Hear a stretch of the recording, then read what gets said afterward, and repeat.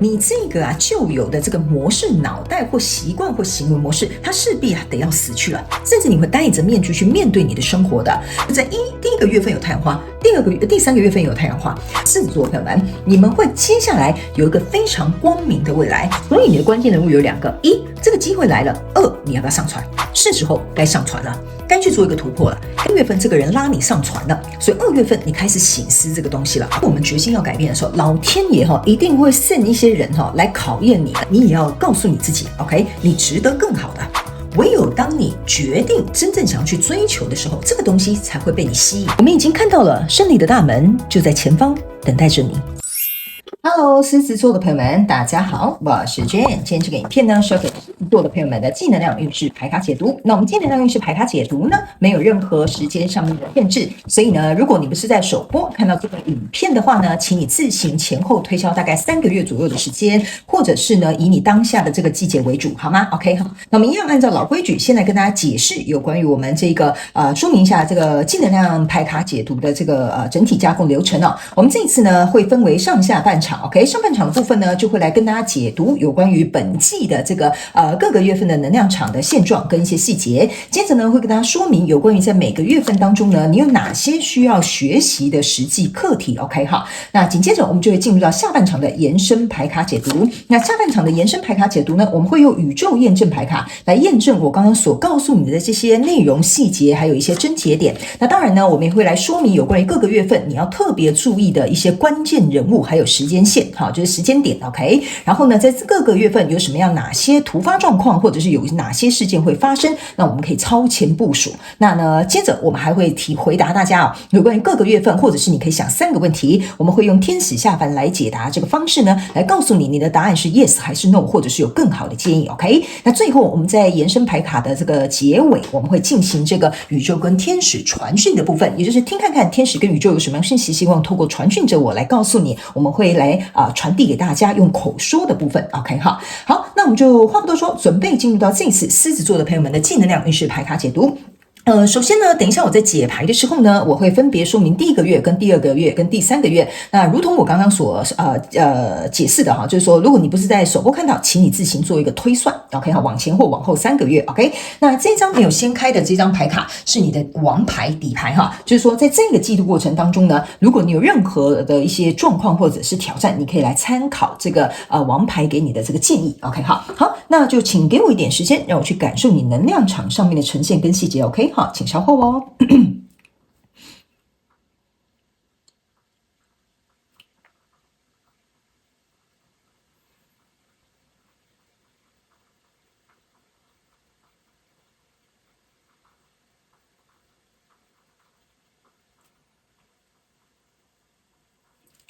OK， 行，我个人会感觉呢，狮子座的朋友们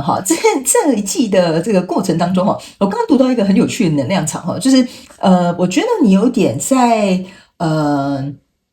有点自信心不足，或者是自我怀疑的过程当中，学习想要突破这样的状况 ，OK？ 但这个状况是有机会去突破的，只是说突破到一个点之后你好像又卡住了，所以呢，好像就是走走停停，那个能量场有点不是很顺就像 WiFi 有时候讯号不是很顺这样但是起码我觉得整体而言，对我来说，你是往一个还不错的方向前进，但是速度比较慢，倒是没什么太大关系，起码有进步就是好的转变嘛 ，OK 所以我现在要来跟你解释一下一些比较细节的部分首先呢，我们先来看第1个月份。第1个月份呢，你抽到的是钱币国王，抽到的是钱币6，然后还有抽到这个是星星牌卡 ，OK？ 这3张牌卡在你第1个月份的出现的过程当中我个人会感觉这就是为什么我会觉得你有点就是对自己没什么信心你看这个钱币国王它就像一个太阳花一样开得非常的灿烂，然后非常的漂亮手上还拿着一个钱币，然后呢头上呢还盖着这个非常辉煌的这个城堡然后呢你看这个女生她呢是在冰天雪地当中，然后她的花呢好像要谢了整个都反过来了然后呢她的表情呢有一点哀怨的一个感受好，这2张牌卡呢，同时在你的第1个月份的能量场，就是说我个人会感觉你呢其实是有能力的这也是为什么你会把这枝花呢头朝下，就是说，我觉得你有点像是，我觉得这边有一个小众的讯息，我先讲一下，因为它比较细微一点点哈。某部分的狮子座朋友们哈，你可能比较爱面子，或者比较嘴硬哈，或者是比较就是自尊心比较高 ，OK？ 所以这个时候呢，你把这个这个叫什么花的头朝下哈，就有点觉得说我不想承认我输了，我不想承认我不行，我不想承认说这个我做不到。OK 哈，但是呢，你又撇过头不想去看到这一切。OK 哈，比如说假设在工作上，人家就会觉得说狮子座朋友们，这个你到底会还是不会啊 ？OK 哈，你可能自尊心就会很强，就是说这个我只是不想做啦哈。我告诉你哈，如果我要做的话哈，我就怎么样哈。所以呢，这个有点像内心的你，这个有点像外面的这个你。OK， 甚至有一些人呢，我个人会感觉你的表象让别人是感觉很好的 ，OK， 所以这个内在比较自尊心不足，不是自尊心不足，自尊心比较高，然后自信心比较不足，或者是呢，有些时候我们会找自己麻烦和自我怀疑的这种内心的状态哦，都会出现在这个第一个月份的时候 ，OK。但是呢，为什么我会跟狮子座的朋友们讲说你不要太担心哈？因为呢，你这个钱币5加上这个钱币国王啊，加起来它象征的是钱币6，意思就是说，其实哦，你真的去做，你真的会有所收获，会看到成绩的。但是我觉得在第一个月份呢，可能这个东西会稍微拽住你一下，所以呢，在尝试一些事情或改变一些生活规划，或者是比如说一些情感上面的转变的时候哈，你想要保持这样的姿态，但内心是这样，这就会有点像是内虚的这个状况比较多。OK， 那我必须要跟你讲哈，你这个钱币6呢，其实如果合在一起哈，会让我有一种感受，就是说。某部分的极小众的这个狮子座朋友们，你不愿意跟别人合作，你觉得你想要独来独往哈，这比较小众。其实哦，你可以透过别人的力量，你可以发挥得更好。但是我总觉得这边除了自尊啊、自信啊，或者是自我怀疑啊，或者是一些其他你自己现在你扪心自问你有的一些状况哈，我觉得会造就你宁可形单影只，自己一个人单打独斗。所以呢，会造就这个状况。比如说你在1月份你想换工作，或比如说你想要换感情，或比如说你想要创业 ，OK， 你都是会有一种不确定感在里面。好，这是我的一个感受 ，OK， 好。那在这样的状况当中呢，这是一个星星牌卡哈。这个星星牌卡，你看哦，你坐在你的皇宫里面，这皇宫在哪？这皇宫在你的脑子里啊。OK 好，那这个皇宫呢，里面有一个小精灵拿着一个这个星星的这个指挥棒。OK， 这张牌卡呢，其实是我个人会有一种感觉，就是说你在1月份啊，是来到了一个你脑袋要开始转换的时候了。就是说，可能这样子的方式行不通了，或这样子的模式要改变，或这样的想法应该要做一个调整。OK， 所以你在疗愈你自己在内在跟外在世界的差异哈，就或者是差距也可以 OK 哈，或者是你在思考，那我到底要怎么样比较好，我就可以把内在这个状况去把它清理掉，我可以完完全全内外合一，像这个城堡一样。所以在这边呢，我个人会感觉哈，除了你要去疗愈这一块之外，你要去调整你脑袋这一块之外呢，还有一件事情就是说如何把它整合起来。OK 哈，所以你就会那是什么表里如一嘛 ？OK 好，所以呢，我个人会认为哈，你看一下，目前你在看这个净能量，你是套用在你生活的哪个面向？好，因为呢，我的牌卡没有任何主题限制，你可以套用在你自己想要的相关状况、人数、事件、梦想或目标上面，甚至角色可以互换，因为你可能是来看狮子座的人。OK 好，那接下来呢，我们走到这个第2个月。第2个月呢，你抽到的是宝剑8、权杖国王，然后还有吊人牌卡。OK 哈，我会认为在第2个月的这个能量场，给我有一种感受，就是你在这边稍微有点整合了，也稍微有一点调整了。OK 哈，那来到这里呢，你可以看哦，这个吊人牌卡是倒吊着，然后这个拉链即将要展开了。可是呢，非常有趣的一件事情哈，你把自己困在一个明明就打开的牢笼里面。OK， 而且你是有翅膀可以飞的哦，可是你却没有站起来，你却没有飞出去，所以我个人会感觉啊，这个调整可能对某部分的狮子座来讲是一个很大的转变。OK， 比如说根深蒂固的这些习惯跟模式，你可能要改掉。OK 哈，或者是你总不能老是说我自己做不到哈，这个就是你自己不改哈，没有任何人可以帮助你，所以这种呢要耗费很大的力量去突破我们自己的这种内心的这种障碍赛哈。其实说实在的，真的没有人可以帮助我们，所以在这个过程当中我会觉得你会在第2个月份稍微卡一点点，但是会看到一点点进步。就像我刚刚讲的，你很像 WiFi 讯号有时候时强时弱哈。这边呢，你看这个拉链只拉一点点，没有拉全部。然后呢，这个又没有办法自己从这个笼子里面飞出来 ，OK 好，你又卷缩在这里 ，OK 好。然后呢，某部分的这个狮子座朋友们，我可以告诉你哈，你为什么会在这个笼子里，是因为你喜欢待在舒适圈里面，改变这些东西对你来讲不舒服 OK 哈，所以你宁可坐在这个小小的鸟笼里面，你也不要飞到这个外面这么大一片的天空，可以自由自在，你不要 OK 哈。所以呢，这就是为什么我会觉得你好像对突破自己的这种内心的枷锁，或者是脑子里面的牢笼比较多 OK。但事实上这些东西，我必须要跟狮子座的朋友们讲哈，它其实不会造成你的阻碍，为什么呢？你注意看哦，你有没有发现你这两个东西都是牢笼，你有没有发现你穿的衣服也是笼子？好，这个是身体，这个也是把你自己身体困在里面。所以你看哦，你的脚不走，你的翅膀不飞，好，然后呢，你的脚步往前走，你就会觉得我一直困在这里很好。那为什么这朵花要被你藏在你的裙子底下呢 ？OK， 因为这是你安全范围界限里面啊。OK， 所以如果我跨出一步的话，那我就跨出我的这个舒适圈或安全范围之外啦。OK 哈，所以呢，你看哦，在这边绽放的这些花是毫无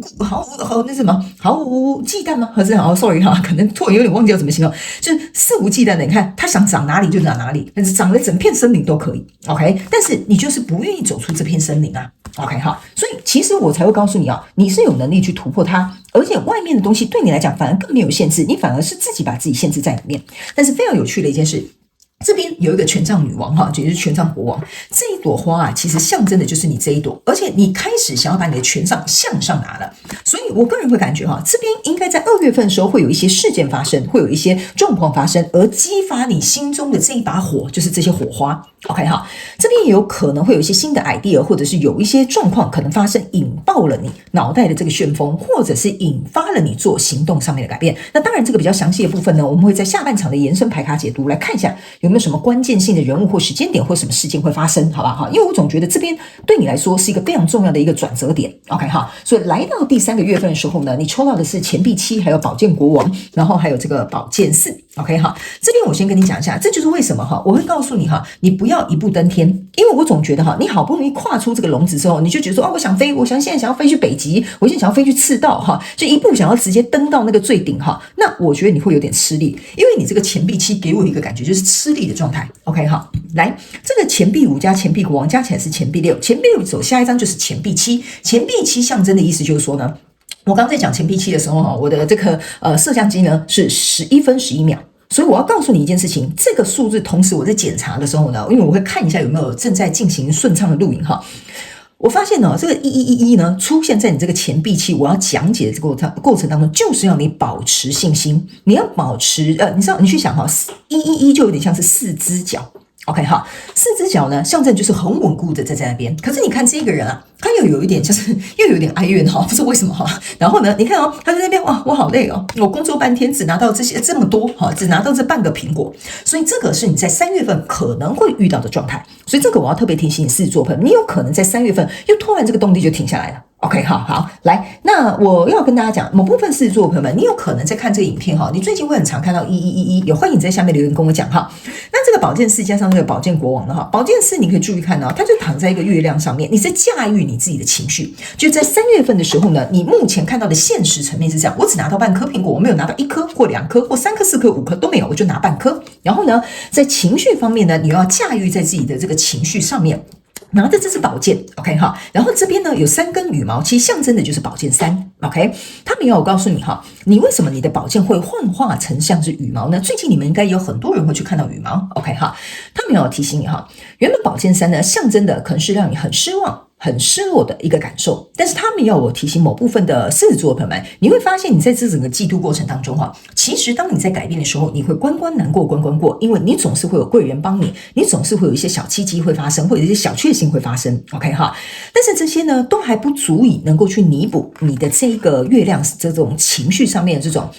我觉得现实世界跟你内在所付出的努力，你觉得还是有一点落差 ，OK。不过呢，我觉得很好的是因为你在这边有一个宝剑国王 ，OK 宝剑国王呢跟你一样，手上拿的是这是最大根的一根羽毛 ，OK 那他们也要我告诉你一件事，你在第3个月份呢，唯一要能够去突破这个状况，就是你不可以第一背叛你自己想要改变的初心，这是非常非常重要的。就是说，一旦你这边想要做出一个改变，你不能说我改变3分就好，改变2分就好了 ，OK 那还不如不要改变，是不是这样说？对吧？他们说你不可以违背你想要改变的初心跟决定，还有这种信心，因为他们说呢，一旦是这样子的话，这个宝剑4加宝剑国王就是宝剑5，意思就是说你背叛了原本你自己做的决定。OK，那当你一旦背叛你自己原本要做这个决定的话，那你就是只是打回原形，你就会继续住在这个笼子里，继续困在这个笼子里面。OK 哈，所以呢，他们要我告诉你哈，这个改变哈会有点走走停停，在这一季可能稍微有一点吃力，不过不要太担心，好吗？好，我们接下来看每个月是不是有因为发生什么样的实际的这个课题，所以呢需要我们狮子座的朋友们来学习，我们来看一下，好吧 ？OK 哈。好，那呢，当然在这些课题呢，还有这些情况当中呢，我们当然会用宇宙验证牌卡来验证更多的细节，还有一些症结要点，会来在这个下半场的牌卡解读跟大家说明，好不好 ？OK 好，来，我们一起来看一下哈。等一下，当然我们还有这个王牌啊，他会给你撑腰哈，帮你做一个解答。来，在第一个月份的时候呢，你抽到这张牌卡叫做女祭司 ，OK 哈。这个女祭司呢，你可以看到，她就坐在这个椅子上面哈。然后呢，你看她这个女祭司看起来好像表情也是有点哀怨。你怎么所有的牌看起来都有点哀怨啊？好 ，OK 好，来，这个女祭司呢，其实给我有一种感受，就是说，我觉得你看这个女祭司的逆位你注意看，她是属于比较偏向比较阴暗黑暗的这一面，但这个呢比较光明的女祭司呢，她就是比较有自信的，她甚至会瞥眼但是她头上这些东西就比较亮一些比较光明一点点。这就是为什么我会觉得你在第一个月份呢会沉浸在这样子内心的这种状态，所以内心的一些情绪要处理，忧虑要处理，然后有一些该释放的要去释放。还有一件事情是我个人甚至会认为某部分极小众的那个狮子座朋友们，如果你是属于很爱面子的在这边呢，可能面临了一些生活上面的转换或者是挑战的时候呢，你会选择比较低调，自己一个人去独立去面对，或者是比如说比较想要避开人群，甚至是有一些人你们可能需要自己的一个独立空间出来。OK， 就不太想跟外面的人接触。这个女祭司其实她会让我有一种感受，就是说这种能量场那些，你有点不想跟别人融为一体。这就像我刚刚讲的这个自尊心比较高的狮子座，可能讲说我才不要跟你们用这样相同的做法，没效率，我自己有我自己的办法OK， 我觉得你可能想要特立独行，很好。如果这个东西是对你有帮助，有更有效率的，或者比如说有更好的方案的，当然好。但是我觉得有些狮子座朋友们在这边纯粹是为了赌气，这是可能是小众的狮子座朋友纯粹是为了赌气，为了赌一个就是你看我是女祭司对不对但是呢，女祭司也是有烦恼的是这样说对吧 ？OK 所以呢，他们要有特别提醒你这件事情你这些烦恼、这些担忧、这些内在要去消化的东西这个是绝对会在1月隐隐约约牵引着你的。所以你在1月份要学习的课题就是去面对你的这个我们这样讲吧，黑暗面或阴暗面，或者是这些阴影，或者是这些我觉得过不去的这些情绪跟关卡。因为你这个很明显就是也是出来在验证我刚刚跟你讲的你这个内心层面的东西。OK 所以呢，实际要学习的课题，我觉得蛮说得清楚也明白的。而且你可以看这个人他也是坐在一个月亮上面，这个就是跟你未来这个是一样的嘛。然后呢，这个为什么我刚刚会在未来这个能量场告诉你如果假设你背叛了你自己，你就会打回原形，这样你懂了吗？这个就是为什么这些牌卡虽然是不同副，可是它绝对能量场是互相串联在一起的。那来到第二个月份的时候，你注意看你抽到的是这个圣杯2 OK 那这个圣杯2呢，是你看有一个女生呢，她很开心拿着一个圣杯，可是这个男生好像撇了手，就有点像谁要跟你牵手可是这个女生好像自顾自的拿着这个圣杯拿得很开心这样子 OK。 这张牌卡就是给我有一种感觉就是你看当别人很开心跟快乐的时候你的这个情绪会变得更加的激烈，就是说他们凭什么就可以比如说得到长官的赏识，他凭什么就可以换到一个更好的工作或更好的男朋友所以呢，我才会说你内心到底这边有什么样的情绪状态你自己要思考一下。因为我总觉得你整个能量场在连贯的一件事情，就是说在这整个记录过程当中，你要把你自己的内外合一OK 因为有些时候我们总是会强颜欢笑嘛，或者是嘴巴说的跟心里想的不一样嘛。我觉得你这一季就是在整合这个东西，那就看你是在整合你的感情层面，还是工作层面，还是其他的层面，或你自己本人个人发展的层面 OK 所以这个2月份呢，我会觉得为什么会走走停停，就是你看到当别人都拿到这么好的东西的时候，你就会觉得说为什么不是我，所以你就会继续蹲在这里，那我就不要再做更超越这个界限的这个尝试了，所以我就困在这个笼子里吧 OK 所以你在2月份呢，我会觉得有可能，这就是我刚刚讲的2月份应该有一件事情会激发了你的这个火花出现，你决定我要开始调整了 OK 这边有点像是下一个决心这边应该是已经行动了啦 OK 所以呢，这个圣杯2给我有一种感受就是说你在这个月份要学习实际的课题呢，其实这个圣杯2就是一个选择，你到底要不要选择做这个改变或心情上面的调试，或开始学习跟别人做一个teamwork，好，这个都是你 OK， 我都尽可能去提到一些你们可能平常生活会遇到的，那你们自己套用在你们状况当中。所以你到底是让甩开手呢？好，就觉得说你们好吧，我自己独立更生哈，我自己一个人就是这边做我自己的案子，我才不要跟你们一起呢。好，还是说你要试着将你这个外在跟内在做一个整合，或者是说你要不要把你脆弱的那一面显现出来，让别人一起来协助你？这个都是有可能在2月份发生。那详细的东西我们晚一点再用验证牌卡来看。那来到第3个月份的时候呢，你抽到的是2张，分别是权杖3。然后还有这个圣杯8 ，OK 好，来这个权杖3，我先跟你说一下哈，这就是为什么在这边我刚刚有提，如果你在这边你要背叛你自己的话，你就会打回原形的。但是在这边也会有选择不背叛自己，选择继续往前走的狮子座。为什么？因为呢，这边是总共有2个人拿着这个很大把的剑，一个人呢就像宝剑一样，我一定我要这个怎么讲？